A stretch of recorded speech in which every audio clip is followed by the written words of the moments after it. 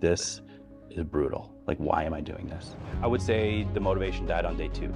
You know, the first day I was excited. I got this ice bath, you know, it's gonna be cool. But yeah, I don't know why I chose to film it, but I really had no like goal in mind. Is that where you realized like the power of your content? Like, I think the ice bath was a way to merge what I was feeling inside me. I think the cold water just brings that shit out of you. Yeah, it does. Like, it just does, right? You just feel like this, like, I think probably the earliest memory I had was, you know, when my parents sat me down, you know, on their bed and told me they were getting a divorce. And I was like, man, this is like, what is this? What was the big thing that you never thought you could do and that you did? Or could be the ice bath? Because I'm sure it's not the ice bath. Probably being a good husband and a good father. Ladies and gentlemen, welcome back to the Tool for Rise podcast, aka the #1 podcast in Winnipeg, where we document the rise and stardom of Winnipeg's talent and personalities. Like, comment, subscribe. If you're enjoying the content so far, the new season, the new space, got some exciting guests for you today. yeah, a legend in the space. He's well known for his cold exposures. He takes an ice bath every day. He has over 1.5 million followers on TikTok and over 350,000 on Instagram. Please welcome Jordan Ferrone. Let's go. Appreciate it, guys. Thanks for having me. Hey Jordan, how are you? I'm doing well, man. I'm doing well. It's a lot warmer in here than It is. In the ice bath. than in the ice bath. That's for Yeah, all of our sure. I mean, I asked you this question at the start. It was like, did you do your ice bath today? I did. Yeah? I did. Yeah. We haven't missed yet. The real question is, did you do your ice bath today? No, I didn't. Yeah, you guys were texting me like you were about to Yeah. jump in or something. Yeah, like, I mean, we'll have to set that up. We do have to set that up. Yeah. I'd love to see it. Yeah, not a whole bunch of cold guys, you know. I've done a couple cold showers here and there. Yeah. And I had my stint of like motivation to do them every single day and the discipline to do them every single day. Yeah, that goes away after like 3 days. Yeah. No, it goes away like as soon as you put the shower. Yeah, it's like, I don't want to do this anymore. I stood there for a very long time. I just stood like on the edge of the shower, like the water was hitting my feet, and I'm like, okay, I think that's enough, right? a couple minutes. Yeah. Like, yeah. Yeah, you immerse yourself completely. I do. Every morning you wake up, and what's your morning routine like in the morning? Well, I've mixed it up, like, since I started this thing. At first, it started like I wanted to, kind of get on with my day a little bit, and then, kind of work my way into getting to the cold water, and then it's like, I got to get up and I got to do this first thing in the morning. And it's changed. Like I'm, pretty active. I'm going to the gym almost every day. So I'd start by going to the gym and I'd come back and I'd get in the ice bath.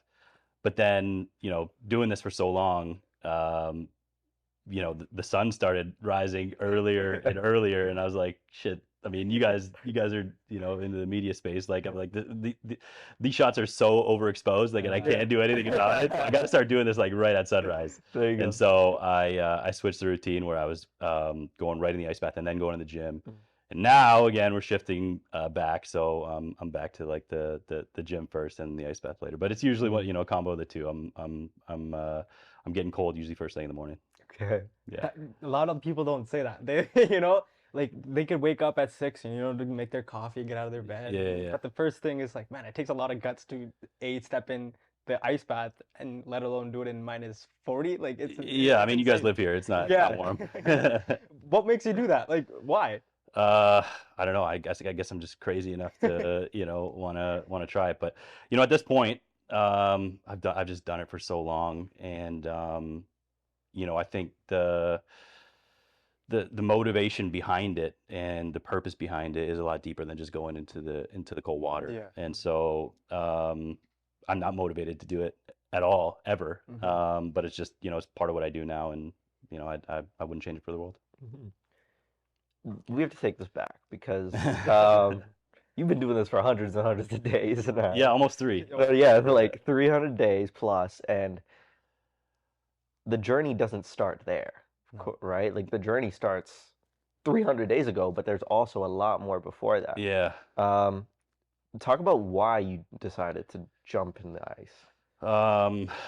Man, I mean, I could take you back, probably as far as like when I was about 3.5 years old. Let's go. I think probably the earliest memory I had was, when my parents sat me down, on their bed and told me they were getting a divorce. And I was like, man, this is like, what is this? Yeah. My dad doesn't love my mom anymore. Like, Yeah. and I think that just like shook me for so many years. Um, and, I played hockey, fairly high level hockey growing up for a long, long time. And that was kind of like my escape. It was escape from like feeling the things that, put me in that spot. And I think, when my parents split up, caused a lot of trauma. And so that was my way to kind of suppress it through athletics, through, just being in the gym and working out. Mhm. And then when I stopped playing, it's really kind of when things started to hit me. And it's like, well, who am I? Yeah. And that, probably started as early as like 18 to 20 years old. And I really, was confused for a long time, into drugs and into, partying and doing stuff that, would put people down a pretty dark path. Mm. And yeah, it just took me into some really rough places. And, for a long time, I wasn't really proud of myself at all. Even though, I was kind of living this life where I was putting on this facade that, everything was cool. It wasn't cool. And, it wasn't really up until, I want to say probably just after the birth of my first child, where I was like, what am I really doing here, bro? Yeah. And, that's really, when I started to take it seriously, like you got to really dig deep within yourself to find out who you are. And that's when I went down this path of like, self-development and really finding out like what I'm made of. And, that was really just the beginning. I would say, probably up until like 3 years ago is where I really started to like kind of start to find answers. And this was just one way of like going one level deeper. I was doing cold showers for a couple of years before this, but nothing, to this extreme. I'd do it when I was motivated, and when Yeah. I wasn't doing it. Yeah. But this was like, if you can get into cold water every day, as crazy as it sounds, it's just cold water. But it doesn't allow you to think about all that other shit that's going on inside your life. And so it really just makes you take a really deep dive inside yourself, and really reflect on who you are. And through that, I've built this platform and, been able to hopefully inspire some people and really changing their life and living a better life. Absolutely. I mean, Nice. that's a very deep and really amazing thing that you're able to share. A lot of people, I will speak for myself as well. Yeah, when I found out my parents were getting divorced, it wasn't a great experience. All of a sudden, you have a family unit, Yeah. but now all of a sudden now they're not. It's a weird feeling, especially when you're going through it at a young age because you don't understand why. Right. And I mean, like, I don't know if everyone has these thoughts whose parents go through divorces, but it's like, well, if my dad doesn't love my mom, like, is it possible that he doesn't love me too? Yeah. And Exactly. so you always have this feeling of like, where do I fit in? Mhm. And wanting to prove to everybody that, or try to get on everybody's good side, that you want everybody to like you. And so I was doing a lot of things like just to try to be cool or have people think that, I was cool, or wanted to fit in where I probably shouldn't have. Mhm. And it was just for that reason. Like I really just wanted that validation from other people that I probably didn't get when I was younger. And, really took me on a path that, I'm grateful for in hindsight, but, I wouldn't wish it upon anybody because it's tough, man. A lot of people don't make it out of that place. Well, first of all, thank you for sharing that, right? Like, and it's like, as a society and as men especially, it's like often frowned upon for us to kind of share what we're going through, because we're always taught from a young age, it's like you have to be strong, and that's what a man, quote unquote, is you can't share your emotions. But where did you start learning that development side to you, right? Like, hey, this is like some days I'm not feeling great. Like some days I'm just gonna wake up and it's like I don't want to get out of bed. So where did you start learning that aspect of about your life and kind of just going on a journey of being like, okay, this is okay, but I'm gonna continue to work on this and go from there? I would say it had to have been within these last like 300 days. And, Yeah. and doing these ice baths, again, as crazy as it sounds, has really just brought that out of me, that it is okay to feel that way, because the things that we think about Yeah. doesn't necessarily reflect like who we are. It's just a thought that we have. It doesn't have to control us. Doesn't have to, decide what we do and what we don't do. And I think a lot of people fall down that trap is like, if I'm thinking this, that must be who I am. And so if I'm thinking it, I can't separate myself from that identity. And, just being in the cold water just allows you to disassociate that, because I don't want to get in that water. I don't. Every day I stare at it, even, in the middle of the summer, it's warm outside. The water's not that cold. Um, and I still have those thoughts like, don't do it. Don't get in. This is going to suck. And I do it anyway. And that allows me to at least prove to myself that you can still do something even though you don't think you can. And when you get through the other side of it, um, that's really where you start to develop this confidence in yourself. Like, I'm not that person. I can just think these thoughts and still be okay. But yeah, like even from a young age, my family, especially, on my dad's side, is like very, I would say, emotionally immature. Yeah. And it's not really like normal to like talk about your emotions or talk about how you're feeling. And so a lot of that stuff was always suppressed for me. And it's just become a little bit more natural to talk about it now, Right. talk about how I'm feeling. Even though it's still very uncomfortable for me to do, it's something that I've at least kind of broken out of my shell in that sense, where it's like, yeah, you know what? It's just part of who I am, and everybody else is like this too, whether they Yeah. want to admit it or not. And it helps. It helps talking about it too. If you keep all your emotions in and you don't say anything, then so many other people are doing the exact same thing, and a lot of people will relate. Even myself right now, just listening to you, you'll relate to those things, and that's what gives a lot of times the courage to make a change and to do something. I'm the type of person that I'll just get busy. Like I'll find something, even whatever I'm going through, and I will just put everything towards that instead of maybe dealing with the things. Is that healthy? Is that not? I don't know, right? But that's kind of the way that I go about things. And is it right or wrong? Nobody knows. Like, that's whatever it is. But do you think that the ice bath is a way for you to put that aside? Like when you're in the ice bath, you're not thinking about anything. Like you go into a different spot in your mind. Yeah, it is. It's not an escape though. Like Mhm. it doesn't it's not like, when I come home from a day at work and I just like binge watch Netflix or like, play 2K or something for hours on end and just want to escape the reality that I'm living. This is more like you're getting in there and you are not able to think about those things because the only thing you're trying to think about is just surviving in this cold water. Yeah. So it's not an escape in that sense where I'm like putting the rest of my life off to the side. Yeah. But what it's allowing me to do is just separate those two parts of my brain and thinking that even though I still hate this, I don't want to do it, even after almost 300 days of doing this, I still don't like it.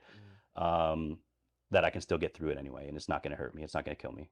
Did it ever come to a point where you got comfortable in the water? Where like for example, when I'm running, there's a certain time in that when I'm running where I'm able to kind of just like, it doesn't matter what I'm thinking of. Like a lot of time is negative self-talk, and it's like, oh, you're gonna stop, you suck, you don't have the motivation to do this, and a lot of time there's that point where it's like completely silent and you're just doing the thing. Did that ever, in those 300 days that you've done the ice bath now, was there ever a point that you got to that like silentness? Yeah, I think it probably took, um, I don't know, maybe 50 days, maybe. Um, but I get to that point probably about 10 to 20 seconds after I'm in the water, and that's it. It's like the hardest part is just like taking those first two steps out the door. It's like, you sit there like staring out the window, looking at this water for like 20 minutes, and it's like that's the worst part because you're just building up this anxiety of like, am I going to do this? Can I do this? Like this is going to suck. I'm still going to do it. Can I just wait a little bit longer? Once you step out the door, it's like there's no turning back. I'm still going to do this. And that anxiety is there the whole way up until your feet touch the water. But once you're in, it's like, I'm in now. Like I'm just chilling. But yeah, it takes a while to get up to it because, like I said, those first probably 50 days, it's just like, you it's hard to think about anything. It's hard, like, you know, if you go back and watch my content, like those first 50 days, I wasn't talking to the camera. I couldn't say anything. I couldn't articulate words. I couldn't think about anything other than just, is this over yet? And so, yeah, I mean, there's definitely an evolution to it. But yeah, I think just like anything, like once you're in it, you're in it. Yeah. This reminds me of a story. I don't know. I think Will Smith is the one who told the story, but it was like on the other side of fear, there's bliss. And he talks about like jumping out of an airplane, going skydiving. Right when you're on the edge, it feels the most fear that you've ever felt. But as soon as you jump off, it's just complete bliss. Do you really do you feel that way? 100%. Yeah. Yeah, 100%. And you know, yeah, I mean, that's exactly what it is. Like I'm sitting there, especially, you know, and we're about to get into winter here. You know, the snow's on the ground, that you know, the ice is like, you know, 4 inches thick, and I'm just looking at this ice bath going like, this is brutal. Like, why am I doing this? And the anxiety is real. But you know, once you get past that point, and especially once you get to the other side of it, the feelings you feel, not only just because the cold water will provide that for you, but it's the feeling of, I overcame something that I thought was impossible. And I wish everybody could experience that, because it's another level of confidence that you can just add to your tool belt, of like, when shit gets really hard, that you can just go back there and pull it out and say, yeah, I can do that. That's a crazy, like, it's a very important tool to have in life in general. And I think Alex Morosi tweeted this too. It was like, he was talking about how self-confidence is, if you think you can't do something, you just have to have this stack of proof, that like undeniable proof that you can do it. Yeah, you know, you've done something in the past, and like, even when the ice is 4 inches thick, there's a certain mindset that you have to develop. Like, you're not just doing it like, okay, when you're motivated, you're doing it every single day. And it doesn't matter what the weather is. It doesn't matter if it's like your kids are sick, or, you know, your wife's not feeling well. You're getting in that water and you're doing it. What is that mindset? Like, where did you like develop that, man? Because that's a dog mindset. Yeah, I know. I appreciate that, man. And you know, if I'm honest, that's always just been who I am. Yeah. It's always been in me. Now, whether or not I've been able to pull that out of me when I needed to or when I wanted to, is a different story. But I think everyone who can exercise some level of discipline has that within them. And so it's just, I don't know. To answer, it's a tough question to answer, because it's not like, you know, one day it was like, yeah, I think I'm gonna be disciplined now. Yeah. It's just something that I always felt like I had a chip on my shoulder. I always felt like I had something to prove, and it wasn't like it was a competition with anybody else. It was always a competition with myself, and maybe that goes back to, you know, my childhood, where it's like I wanted to prove something to everybody else, to be something that I wasn't. Yeah. I think that part of me just carried over into like this ultra competitive side of me, which is like, I'm just gonna beat the hell out of myself, and still be okay. What is the feeling like? Because you mentioned when you do something that you didn't think was possible, and then you achieve it. What is the feeling like on the other side? It's I wish everybody could experience it. It's you know, as a former drug addict, it's the closest thing I can compare it to just getting high, because it's the dichotomy of the anxiety you feel when you don't want to do it, and then pushing through it. I mean, anybody who's, you know, a runner, somebody who's run a marathon, anybody who's trained for anything of like some kind of endurance, can probably relate to it. It's just like the most grueling thing that you can think about, but it's really all in your mind. It is all in your mind. It is really just one mental game. And if you can realize that you have control over your thoughts and not the other way around, you know, that's just a recipe for success. The reason I smile when you mention that is over the summer I ran a marathon for the first time, and my family's not a runner kind of thing. Like nobody in our family runs. It's not like I'm not a runner either. I'm not a runner. I'm not a track star. I don't qualify myself as that. But at the beginning of the year, I was like, when you make your New Year's resolution, Mhm. guess, or goals for the year, I go, I'm gonna run a marathon. Why not? Right? And a lot of times in the past years, it's been like, okay, I'm gonna do something, but oh, I didn't get around to it. Okay, next year, put it on to next year. But this year, I was like, okay, I'm gonna do it. And in my mind, nobody I knew had completed a marathon. And so in my mind, I was like, this is impossible. This is probably not normal for someone to run 42.2K Mhm. in one setting. And then when I started training, it was even worse. Mhm. I was like, why? Why on earth? 1 mile sucks. Why do I gotta do 20 more of these? Why do I gotta do 20 more? And to your point of when you completed something you thought was impossible, the feeling when I crossed the finish line, he was there. Um, yeah, there's no way to explain it. There's no way to explain it. Like tears were rushing down my I'm eyes, sure, and yeah. I'm like, I just did something that nobody I knew was able to do. So what does that mean for everything else in my life? Mhm. Like, what does that mean? Like, if I have an outrageous goal, because to me, running a marathon was an outrageous goal, Mhm. even though millions of people do it a year. Mhm. But for me, that was the most outrageous goal I've ever had. Yeah. And it was done. Yeah. And like, I have a medal to prove it.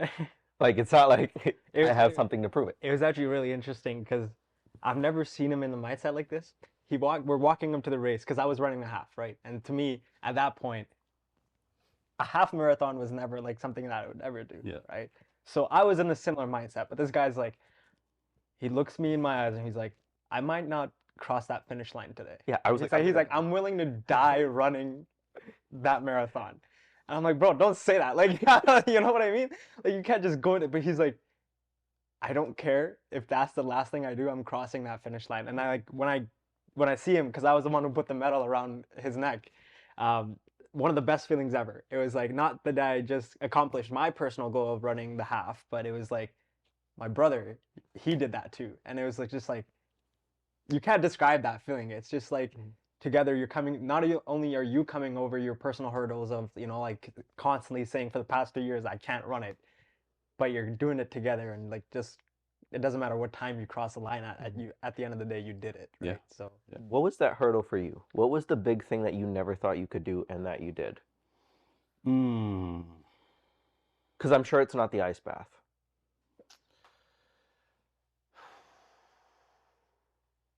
Or could be the ice bath. Probably being a good husband and a good father. Like, I think if you would have asked me that question at 18 or 20 years old, I would say there's no shot. yeah. Like, there's just no way. Yeah. And I mean, that's obviously depending on how you look at it. I mean, however you quantify what a good husband and father is, but there's no way, living the life I was, 15 years ago, that I would be able to provide and do the things that I do for my family. That just wasn't in the cards. So yeah, I mean, I think that's just a testament to how far I've come in my journey, to be able to say that I am proud of what I've been able to do personally in my life. But I don't want I don't want that to be the end of it. As much as of an accomplishment that is, I still want to keep striving to do more things that scare me and things that I don't think I can do and push past those limits.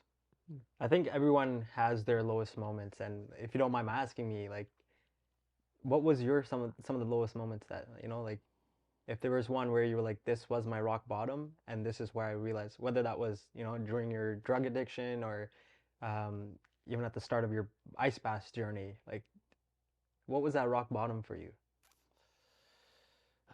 I don't know. I think a lot of people say like you have to hit rock bottom in order to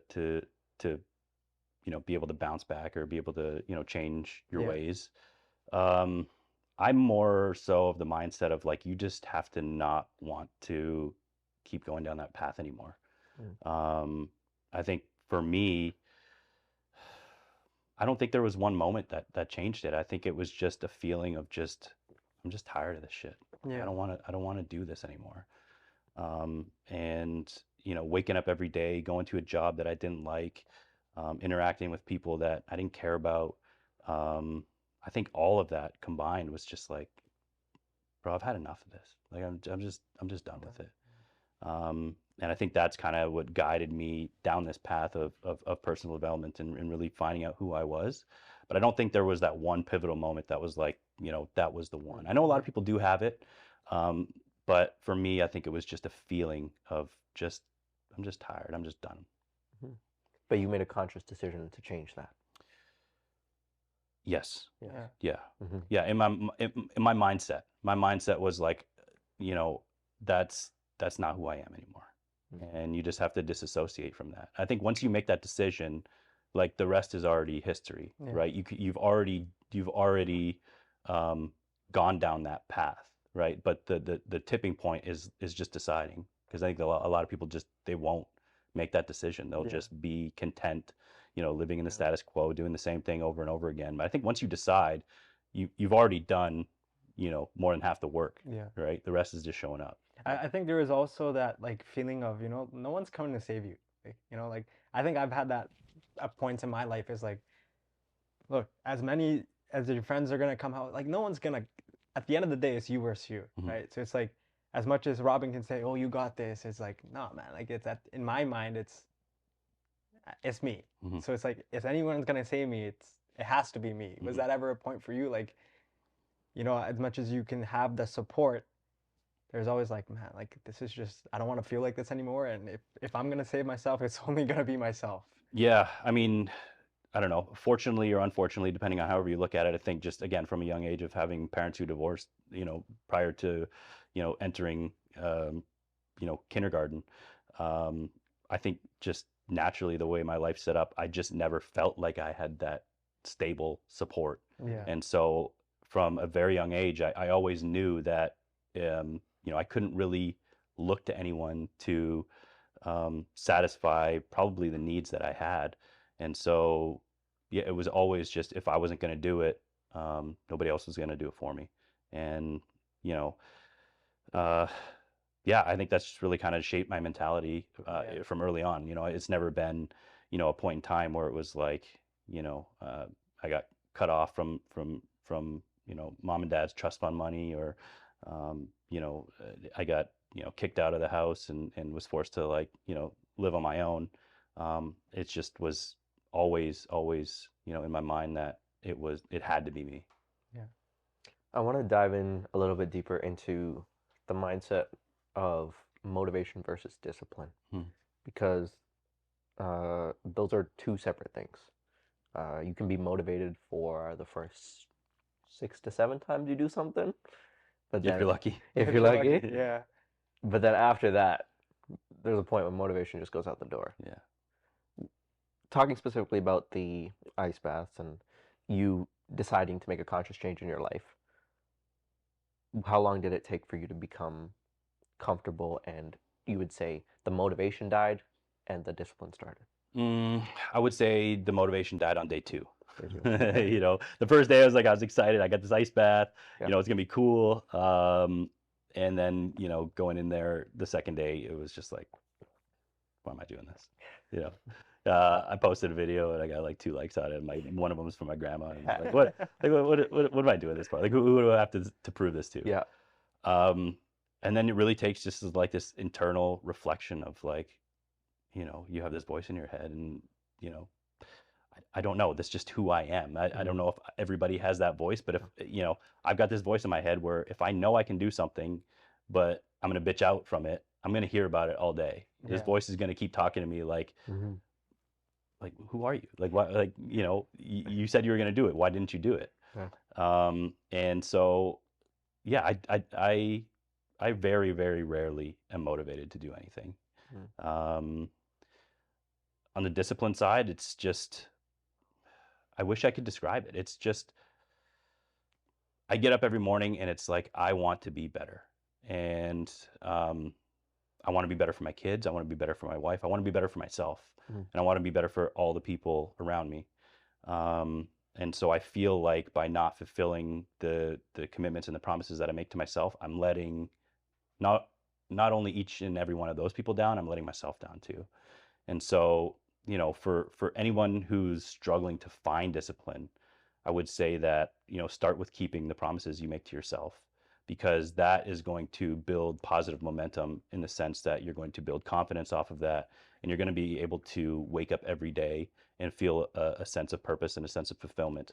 And once you have that, it's hard to break out of that. Once you have that positive energy that's moving you in the right direction, it's hard to go back. Although you can, and it's easy to slip, because it is a rocky and steep cliff. Yeah. That as long as you still have that mentality, that you want to keep getting better, it's something that will hopefully stay with you forever. How important is it to continue to prove yourself right? Because you could stop at any moment, Sure. and like, Yeah. no one's gonna say, as much as we like to think we have like this whole audience Yeah, of yeah. like, they're counting on me to do this. Yeah. Like, no one's gonna say that, No, yo, you didn't they're do gonna it. move on after Yeah. one day, right? Right. It's So it's like no one's gonna hold you accountable to that. So like, why hold yourself accountable? Like, yeah, I think it just goes back to, keeping the promises you make to yourself. Yeah. I just that shit will haunt me. yeah. It will haunt me forever. I If feel I that, if yeah. I say I'm going to do something and I don't, because I know a lot of people who do that. Yeah. And that's I mean, to me, that's one of my biggest pet peeves. Is like, bro, you said you were going to do it. Like, why aren't you doing it? And so if I hold myself to that standard, my expectation, it would be that everyone in my circle around me is also held to that standard. So, yeah, I mean, I don't know. It's hard for me to verbalize like those thoughts and those feelings, because I just feel like it's part of who I am. Yeah. But I realize that not everybody's like that. Does that ever go back to your childhood? Like, maybe, that's where you got like from whether that you looked up to your father as a role model, and you were like, he just got shit done. Like, he was the one who, like, it didn't matter how he was feeling, because that's how I look at, like, if I look at my father, and they grew up in traditional ways, right? So it's like, it doesn't matter if his knees are like gone, like broken, or his back's hurting. Like, he's gonna get up at 6 a.m. every day, and he's gonna go to work, and that's what they do. Like, it doesn't matter, right? Yeah. That's just the mindset they have. Yeah, I think my grandfather is probably a pretty big influence in my life. And he's, immigrant from Italy. Yeah. Moved over here in like the 50s. And I spent a lot of time with them, just with my parents being, separated, and being, at work. They took care of us quite a bit, and they always made us feel like we had everything, like we were rich, and we weren't. Like, Yeah. by no means were we, but they always made us feel like we could have whatever we want, right? We go to the store, they buy it for us, and I wouldn't really understand, what their circumstances actually were, because I was too little to comprehend it. But my grandfather was a janitor. He was a janitor at Chrysler for 30 years. And he worked the midnight shift, and he would come home at 6, 7 a.m. every morning, but he'd have a chocolate bar in his lunch kit for me. And he just made us feel so special. But I knew once I grew up and I actually had the perspective to think about what his life was like he grinded. Yeah. He grinded just to be able to live in this country. And so I think part of it's in my DNA, but I think also that definitely rubbed off on me in a sense where, I mean, I'm sure he fought for a lot of the things that we would take for granted today. Yeah. And yeah, I don't let that slip away. I don't take that for granted, because I know, the struggle that he probably went through. And, he's not with us today, but part of me wants to, still be able to make him proud. What a mindset shift it is when you find out that your parents aren't perfect. Yeah. Like, Yeah. growing up, I was like, my mom's the best. Like, Yeah. she got everything figured out. And then when I got older and I realized, like, oh no, like, my mom's going through a lot of stuff. Yeah. And she's figuring it out as, like, she's going through the same stuff for the first time by herself. And then it just puts you and then you think back to times when you were younger. But, like, she's like the superhero. Yeah. Like, but no, it's the superhero in front of me, Mhm. behind closed doors is a whole different story. Yeah, I mean, perspective is everything, So right? crazy. And just how much more empathy it allows you to feel for, what they were going through. Yeah. And maybe some of the resentments that I probably still hang on to, I've been able to let go a little bit easier, just knowing that even though when I was going through it, that you were doing that to me, that you were going through your own stuff too. And yeah, I mean, it's just that's the beauty of life, man. Yeah. That's just the beauty of life. It just allows you to really, as you keep going down this journey and this experience, it allows you to just go back and reflect and realize like what it really took to get here, not only for us but for everybody else around us. But then sometimes I'm like, I feel bad for what I did Yeah. because I'm like, Yeah, yo, why'd I put you through that? yeah. But I didn't know any better. You didn't know. I didn't know any better.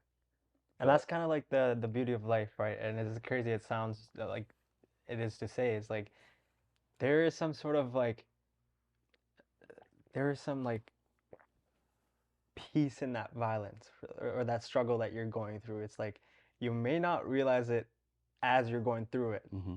but when you like look back on life, like I'm able to look back on like these 3 months or whatever, right? Like Mm-hmm.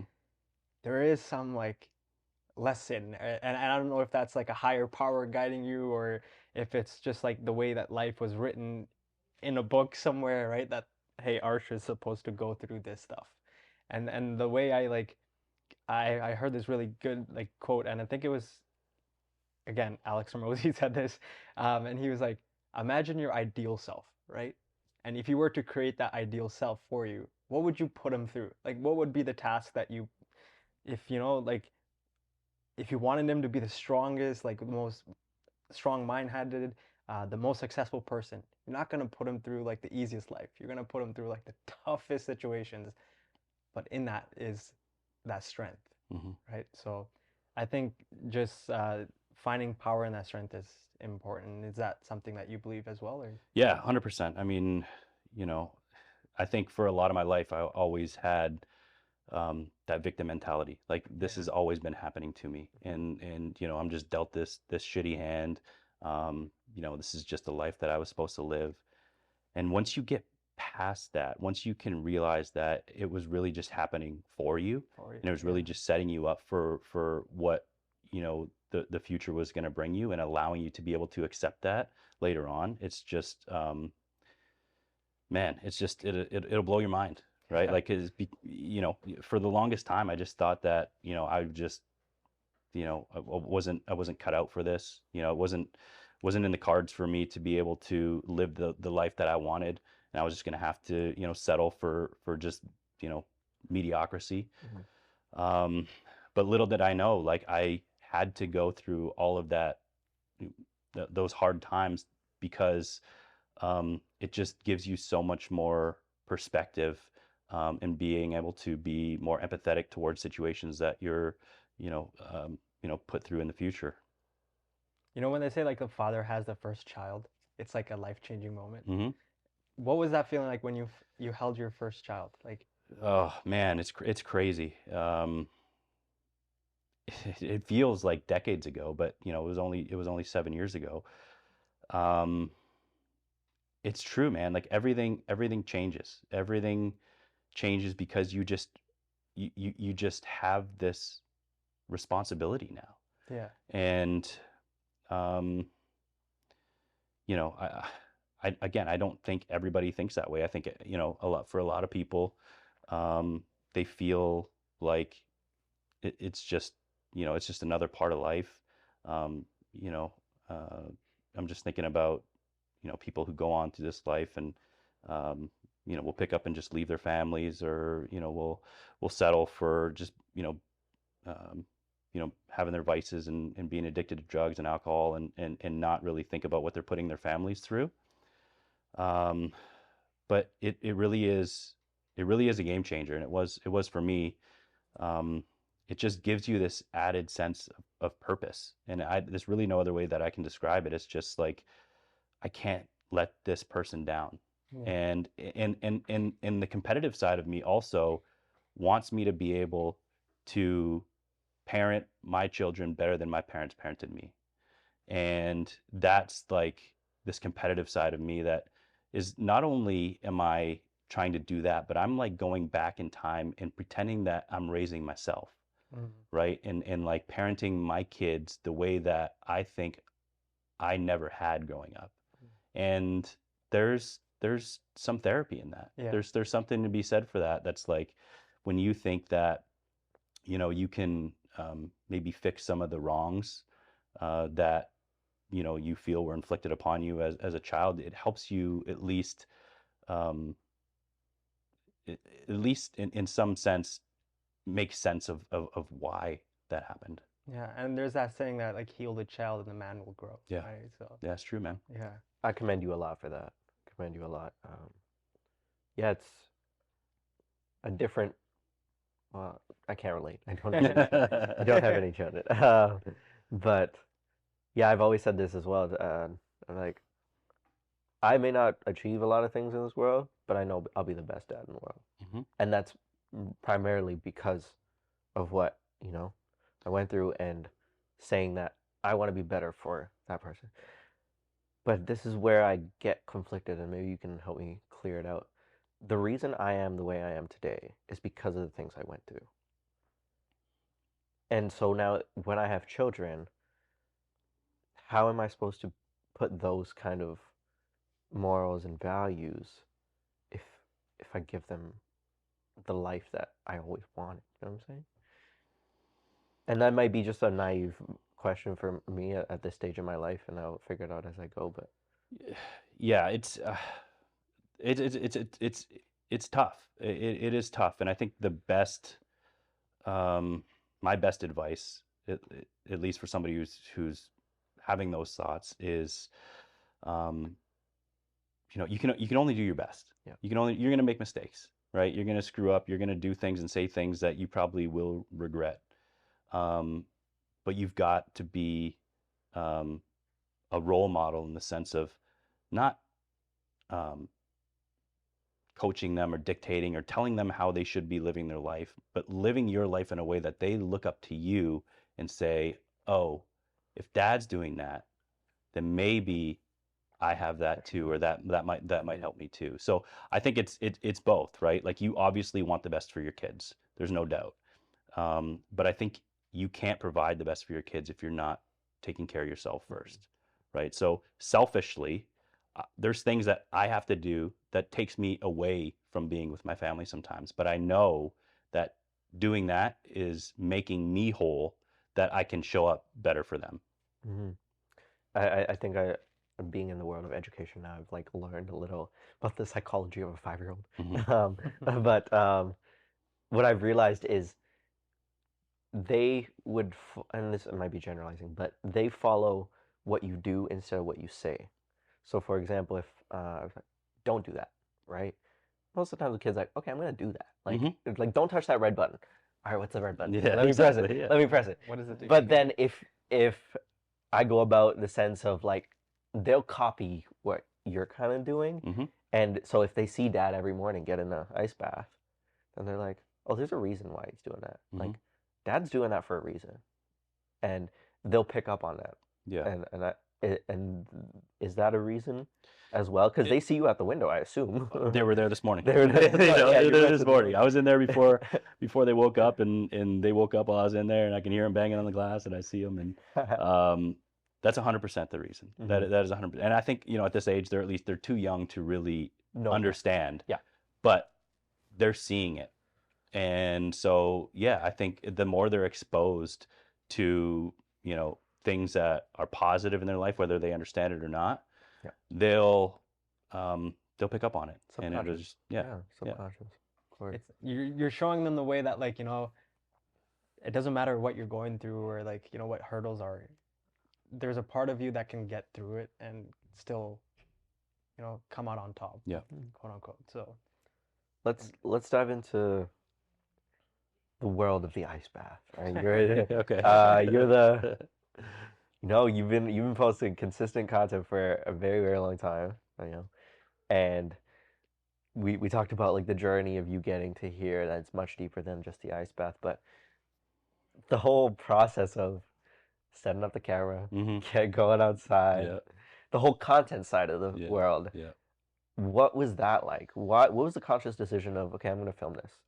To be honest, I don't know. Like, if you Mhm. take me back to day one, I had no vision of like this being what it is today. Yeah. I don't know why I decided to film it. I don't Mhm. know what I was planning on doing with it. Yeah. But you know, when I started this, I had 400 followers on Instagram, and half of them were people I went to school with. Yeah. You know, and so I was really like, it really got into my mind, like when I was posting, that everyone that I knew was going to see this. You wanted Um, them to see it? Not really. No, you didn't. Not really. Okay. Not really. I like, and that was part, that was, you know, part of the thing that was causing anxiety for me on the content side, was like, the only people who are going to see this are people that I know, and I want to reach other people, Yeah. but like, I got to break out of like, you know, the people who are following me first, and that was tough. But yeah, you know, I don't know why I chose to film it. I think it was going to be like a cool journey to document, but I really had no like goal in mind. I didn't think that I was going to do it for any extended period of time. I thought it was going to be this cute, like, you know, I'll do it for like 3 days or 5 days, and then as I got into it, it just like brought this beast out of me. Like, what if I can just go another day and another day, and what if I do 50, or what if I do 100, or like, you know, and so it kept going and it kept building. Um, but on the content side, you're right. I mean, there's a lot. I mean, you guys create content too. There's a lot that goes into it. You know, from you know, the visuals to the audio, and then obviously, you know, with it being content on social, you know, it's got to be something that grabs people's attention. So, you know, what are you doing to, you know, have some decent amount of retention there? Yeah. And so yeah, there's a lot that goes into it that people don't see. You know, figuring out what I'm going to talk about. You know, at some point I was doing like these snack reviews, and it's like, what am I going to eat? And, you know, so making sure all of that was like buttoned up before I even, you know, went outside, Yeah. was a task in itself. And then obviously there's like the post-production side of it too, right? Like I finished filming it, and I'm, you know, freezing my ass off, and now I got to go inside and I got to edit this thing and post it. Okay. Because I'm doing it all same day, right? There's no like lag in the content. So yeah, it's been a grind for sure. Like, I would love, like, if I could take it all back. It's a double-edged sword, right? Because, you know, part of this, I shouldn't say part of it. The whole motivation to doing this for me is to inspire people to live a better life, and not necessarily go down the same path that I went through. And so to be able to do that, you have to put yourself out there and talk to people, and teach people, and reach people in a way that, you know, you're not used to doing. But if I could, you know, wave a magic wand and just do the ice bath for my own selfish benefit, because I do get both physical and mental benefits from it, and not film it and not have to deal with, you know, the content side of it, or like, you know, responding to the DMs, or like, you know, how am I going to edit this? What is it going to look like? Sure. You know, I don't know. It's a toss up. It's a toss up. But again, like I said, I wouldn't change it for the world. There's been, you know, a lot of positive things that have come out of doing this. You know, the relationships I've built with people, you know, the messages that I get are very, they're they're pretty crazy, man. Like, you know, when I first started, I was getting a lot of messages like these. And I didn't think they were real. Like, these people were telling me that, you know, they were about to commit suicide, and they watched my video, and, you know, they you know, had a second thought, and they didn't do it. And I was like, no way. There's no way. Like, somebody's like life is changing this much just by a guy who's getting into cold water. But you know, it happened, and I don't know. I'm so grateful for the platform that I've been given, just because it's been able to, you know, I think, help people out of a dark place that I didn't really have when I was growing up. Is that where you realized like the power of your content, like the true, like, you know, this is more than me just getting in a bike? 100%. Yeah, 100%. When I started seeing messages like that, I was like, this is way deeper than you know, me just getting in an ice bath and making a goofy video while I'm like eating maple syrup off a piece of ice. Like, it's way deeper than that. If people are really truly struggling to a point where they do not want to live anymore, and they're watching a 90-second video of me getting into cold water, and you know, giving some kind of inspiration that, you know, you can make it through another day. Yeah, it's way deeper than just me at this point. Did you have prior experience in the world of content? Like you mentioned, like, retention and all those, like Yeah. having a good hook, having good visuals. Like, Yeah. was that something you had prior, and like, or is that something you learned? Because those are Yeah. things you think about when you create content. Yeah. And it's all an evolution, right? I mean, I started making content, I guess, like right around COVID. As most people were Yep. bored, and I had, this creative itch that I wanted to scratch, and so it all started with, flying a drone around and teaching myself first of all how to fly a drone and what kind of footage looks good, but then also teaching myself how to edit that footage because, what good is a video if you can't do anything with it. And so yeah, it was an evolution of not only figuring out the how, but figuring out what did I enjoy doing. And I did like doing that for a long period of time, but it was just like, who am I doing this for? Like, who's really benefiting from this? And yeah, it's really it's been the creative process has definitely been a journey. And I did I was doing contract work for people making content for other businesses and companies and building up their platforms. And I'm like, hey, yeah, like I'm pretty good at this. I'm pretty good at this editing thing. I'm not bad at this like shooting thing, but it's really I only have this like drone that I'm flying around. So like, let me invest in some more gear and maybe I can do some more stuff. And then I started like shooting weddings and doing things like that. Okay. And that was fun. Like I was bringing people joy of like, some of the best moments of their life. Yeah. And I was getting, joy out of it. But again, it just like it wasn't fulfilling that need that I had. And I think the ice bath was a way to merge what I was feeling inside me to express to the world of like this sense of like purpose and motivation and inspiration. I just didn't know how to get it out there. And so there was a lot of like, trial and error that went into it. I think I was always trying to relay the same message, starting with the drone, like flying it over, the Museum of Human Rights. But I'm like, how are people like feeling some kind of inspiration out of this, right? So it was just like this constant development of, what I wanted to put out in the world. Did you always know that you were gonna have this motivational aspect to it? Like all your videos, now that I look back, right, all of them have like a deeper message behind it. But was that always the start? And the other question to follow up with that is like, do you know what you're gonna say before you get it? Is there a script? Yeah. So, is there a script behind the ice bath? Yes, there is a script. Yeah, Yes, okay. there is a script. Yeah, I think it was always geared towards this motivational kind of content. Yeah. And I think, in all honesty, if you go and watch anybody else, taking ice bath videos, I think the cold water just brings that shit out of you. Yeah, it Like it does. just does, right? You just feel like this, like you're in there and you're just like, oh, I can do this, Like, Yeah. and so it just like comes out of you. But if you watch like the first, like I said, 30, 50 days of me doing it, I wasn't saying those things. Like I was putting an audio track over top of me just getting in the ice bath because it sounded cool. Yeah. Right. And then the content really took off when I started talking. Right.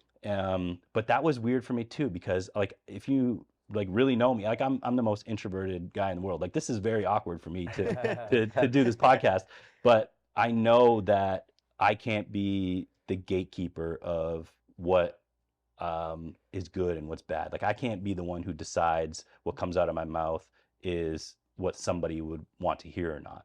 And so once I got past that, it was just like, well, I'm just going to say what I'm going to say. And if, people like it, they do. If they don't, then that's fine. But I think this content needs to be like the only differentiator we all have as content creators is ourselves, right? Anybody can rip off anything that anybody else is doing, right? But they can't duplicate you. Yeah. And so once you realize that and you understand that your gift is just you being you, then I think that really just, brings you up to a whole nother level in terms of creating content, because otherwise you're just kind of like, in this noisy area of everyone else just doing the same thing.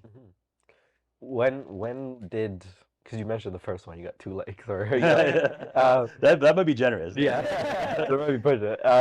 When was the spark, or when the moment when the first jolt of excitement? I remember when we first posted our first TikTok.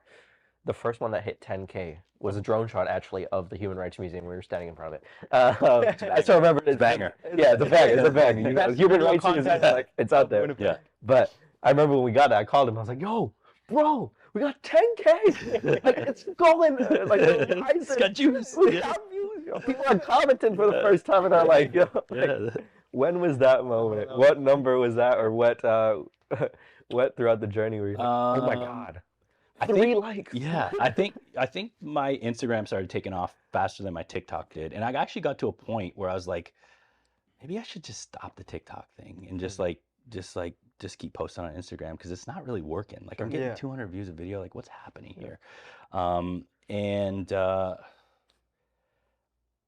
yeah, like there was a couple videos that took off on Instagram, but I think the first one that took off on TikTok, I was like, I went to, shout out Stella's. I was at Stella's with a buddy of mine, and we were having lunch.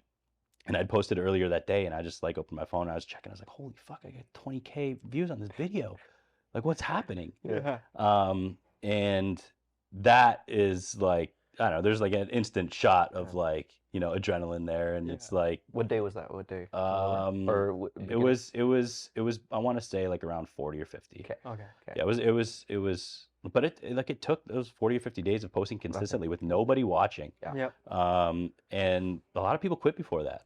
A lot of people just like, they'll post 2-3 times and they'll be like, this shit ain't working, and so, I would just say, like, just stick with it. Stick with it. But you also have to be willing to evolve. Like, you have to have the self-awareness to know, like, not to think that what you're putting out there is trash, because everybody wants to put out good content. But I think you have to have the self-awareness enough to know that, okay, like, this isn't working, I'm going to pivot. But don't stop. Like, don't stop. You have to be willing to keep, changing content and tailoring the content, not to other people, tailoring it to put something out there what you like, but in a way that is formatted or looks good on the platform you're putting it out on. Yeah. But I think a lot of people will just they'll get those 200 views for a week, and they'll be like, maybe I'll stop. So going from that to now, like, you can leverage your content, right? Mhm. Did you ever have like some brand deals happen from Yeah, this, yeah, right? And yeah. it's like that whole aspect of social media is unfathomable. It's wild. It's wild. insane, I mean, especially when you're first getting into it, because you don't know like the value of, when these companies are reaching out, like what do you- to even like, what do you want from me? Like, you want me to post a video? Sure. Like, yeah, you know what? Like, I'm a guy in Winnipeg. Yeah, With a background. Like, yeah. And so, wanna pay me how much for this? I think a lot of people undersell themselves, out of the gate. And it's easy to do that because, you've been grinding for however long, and you're like, so eager to just like be part of something else, and whether or not you're getting money from it or you're getting something free for them for it, or whatever the deal is, it's like, I think a lot of people just kind of undersell themselves initially out of the gate. And so, yeah, it was weird, like navigating that whole process of like companies reaching out, and me obviously wanting to get like free ice baths out of it. Yeah. I was easily attracted to like some of the offers that were coming in, but at some point I was like, I'm not just gonna be this like, I don't know, content whore of this. Is like, I'll accept anything that comes my way, because then like I'm really diluting the value of like what I'm putting out there, and that's not what this thing is about. This thing isn't about like me having a fancy new ice bath in every video. This is still about the same message of purpose and motivation and inspiration behind it. And so I didn't want to.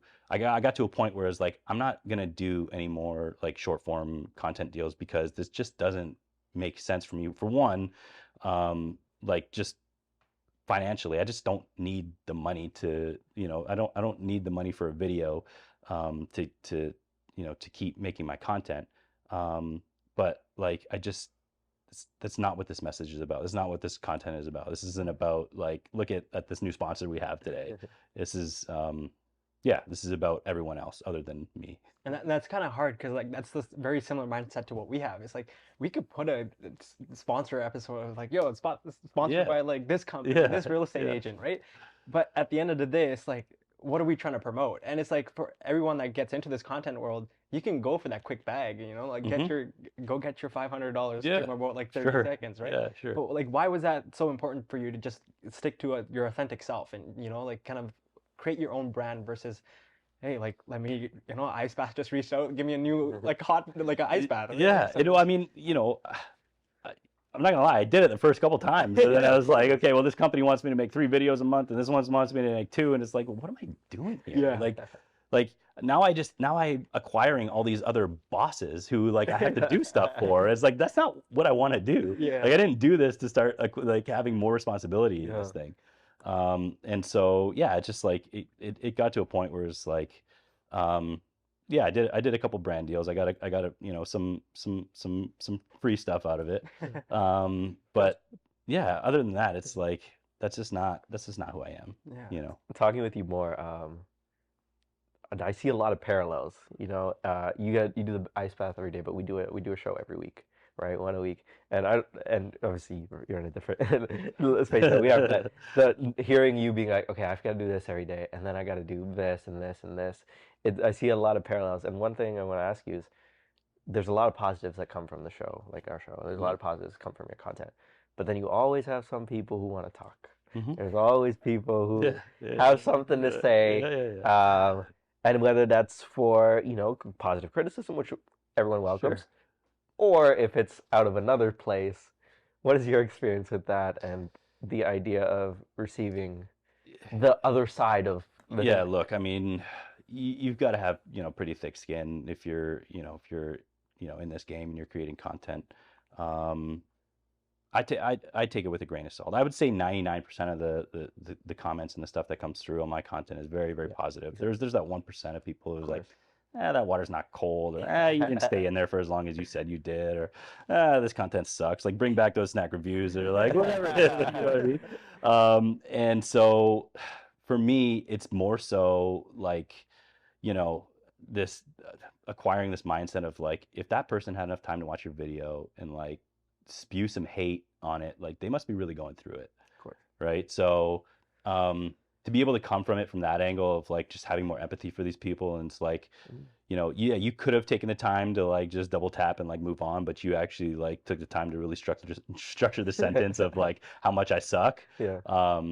This person's going through it, and so, you know, I just, you know, I'll comment back like, I really hope you're doing well, because, you know, they're probably in a spot that they don't want to be in, and they're just projecting some of their own insecurities on you, and it really, you got to be able to not take that personally, because, you know, at the end of the day, everyone's gonna have an opinion, but, you know, my content is not for everyone, and so the people who it's not for, you know, one day they'll get there.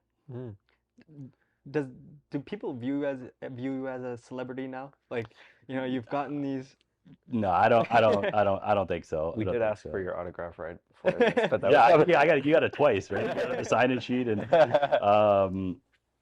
yeah, you know what? It's so weird, man. I'll be out, you know, I'll be at the gym, or I forget what that. The weirdest one was like, I'm in my backyard and I've got these kids rolling through on their bike, and they're like, Jordan. Like, who are you? Like, how do you know it? And now you know where I live. But yeah, it's surreal sometimes, man. It really is. Like, you know, I'm just a regular dude. You know, I am a nobody. You know, and I was even more of a nobody before this. Oh, no. And so yeah, if I get recognized in public, it is still a very surreal and humbling experience, and yeah, I don't take it for granted. What are the thoughts in terms of the scientific side of the ice bath, right? You hop in what are the benefits that you have received? Everybody's body's different, everybody reacts differently, but the benefits of the ice bath, what have you found that really benefit you? Yeah, I you know what, I try not to talk about the physical benefits so much, and I'll probably get that comment at least, once a day, if not more, on videos that I post. It's like, oh, can you explain what the benefits are? And it's like, bro, you can Google that. Yeah, Like, my answer has always been like, everyone's experience is going to be different, right? Like, if I were to tell you what I get from it, doesn't mean that you're going to get the same benefits. Yep. And so the best way for you, if you are curious about it, is to educate yourself on it. And then for me, just the type of person I am, I want to experience it. If I have curiosity, I want to try it first, right? I'm not going to take somebody's word for it. I want to try it. So if you're curious about it and you do enough research and you think this is right for me or this is good for me, try it. But yeah, I'm not gonna talk about the physical benefits because they are different for everybody. The biggest benefit that I've seen for me has just been my mental health.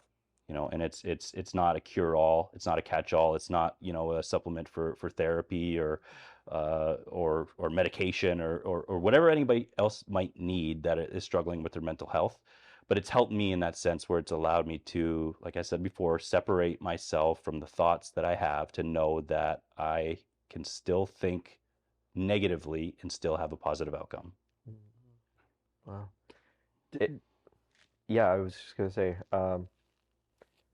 there's so many articles left, right, figuring out, I did a science degree. We talked a lot about that as well. That was one of the questions that we had in one of our classes. We had a full debate on it, but you really have to come down to, I do like the idea to try it, like if it helps, then it helps. And if you're in there and it sucks and your feet are freezing, then maybe not for you, right? Well, I mean, I think inevitably it is going to suck. Yeah. And inevitably your feet are going to freeze. Yes. Right. But don't use that as an excuse to not do it. Like, and this is no disrespect to my wife. I hope she doesn't hear this.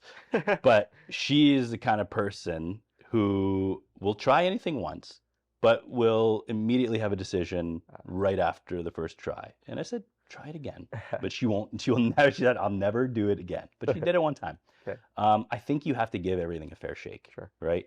I don't think you can, just like meeting somebody for the first time, I don't think you can come to a judgment or a conclusion right away. You might have a decent idea, but I think you have to, just like anything, I think you have to really give it your all and really, go down that path as far as you can until you can come to a, fairly logical decision on whether it is right for you or not. Inevitably, like anyone who wants to try this, it is going to suck the first time and you're never going to want to do it again. But if you can do it the second time and do it the third time and do it the fourth time, I think you will be a lot more educated in making that decision if it is beneficial for you or not. How does one start? Like, I'm sure you get that question a lot. I do. But I do. Like, for example, for me, after this podcast, I'm gonna go home. I'm gonna be super motivated tomorrow and be like, I'm gonna take a cold shower. Yeah. As soon as I turn that on, Yeah. I'm gonna change my mind. I'll go back to sleep. Right? But how does one like me start this cold exposure? I think a lot of people get stuck in the overthinking process of the how. Right. How you start is just by starting. You just do. A lot of people will never start because they're too busy thinking about how, right? And especially even on the content side, a lot of people will never put out content because they're too busy trying to formulate the perfect idea or the perfect, script, or like, how is this going to look, or how am I going to structure this? You can't be the gatekeeper of that, just like you can't be this overanalyzer and this methodical thinker of how. You just have to put yourself out there and you just have to do it. And as hard as that sounds for a lot of people, especially the people who are typically overthinkers, that's just the way it goes. You just have to be able to get past those thoughts in your mind that tell you that you're not good enough, that you can't do it, that you're not experienced enough, that you don't have the answers yet, and you just have to get out there and do it. Do people ever like kind of backlash you on having this like go all in mentality? Like I mean, I get it from my wife. And it's like for me, like I'm very like extreme, right? Like I play both of the extremes very well. If I'm in on something, I'm all in. And if I'm out, like, bro, I'm you'll never see me. Because I get that a lot. It's like I'm so like just naturally motivated, like, be the best, and like I always want to have like the best output on everything. And sometimes like my friends often tell me, it's like, man, sometimes we just want to like relax. Like, you ain't gotta like, you don't have to be 100% all the time. Yeah. It's just like, that's just who I am, man. I can't like just switch that off, right? Yeah. It's that once that switches on, I break it and it's gone, right? So I like what you said earlier about, you know, if you said you're gonna do something, do it. do it, You know? yeah. Like, yeah, it said, like going back to like how you start, yeah. Like if you said you were gonna do it, just okay, go do it, and then you'll figure it out as you go. Yeah. I see a lot of parallels between our mindset. We're very similar in the sense, and it's glad to see like have the conversations, because sometimes, you know, sometimes having conversations with people and on another or whatever their goals are in life just online, it's sometimes strange, but I enjoy this conversation. If you leave here today and there's something that you wish, would be like, oh man, I wish those boys asked me about something, what would that be? And is there anything is anything that you want to cover that you really think that the people should know and the world should know? That's a tough question to answer, because you know, I wasn't planning on going like, you know, back to my childhood and talking about that. I rarely talk about We that. appreciate you talking. Yeah. Thanks for asking the question. Yeah, no, I mean, this is a great conversation, guys. I mean, it was probably my most enjoyable podcast that I'd done, and I'd love to do it with you know, a couple Winnipeg boys, and Yeah, no, I appreciate that. yeah, man, it means the world to me. Much love, much love. Is there any advice you can give to the listeners out there who's been, you know, through it, who's dealing with mental health issues, or, you know, just trying to start something in their world, whether that's going to the gym or trying to build more discipline? What is some advice you can give to that listener out there? Give it to us. Or Give even it to us. Yeah. We need that advice. I need You know that what? advice too. As selfishly as it is. Yeah. It's being active in the gym has been a lifesaver for me, Yeah. right? And that might not be for everybody, but that is where this all started for me. Like, just having that escape is big, and being able to be physically active just triggers something in your brain. But if you're going through it, like if you're struggling with mental health, like, don't be afraid to have the conversation with somebody else. And I know that's so hard for a lot of people. A lot of people will never open up about it. They don't want to feel weird. They don't want to like burden other people with the things that they're going through. But just know that it's okay, and that other people are experiencing it too. Just some people hide it a little bit better. Yeah. And so, yeah, I mean, I'll leave people with, you know, the thing that I said earlier, which is, even though you're thinking it, it doesn't mean that's who you are, right? You are not your thoughts. You're just the observer of the things that are happening in your mind, and you can still make it through anything in this life, no matter if your mind is telling you you can't. All right. Wow. On that note, I think I can't leave it now. End the podcast on the other way. If you haven't already, make sure to check out Jordan. We'll hopefully do an ice bath in the future. And until next time, thank you for liking, subscribe, and see you next time. Peace. Peace. Let's go.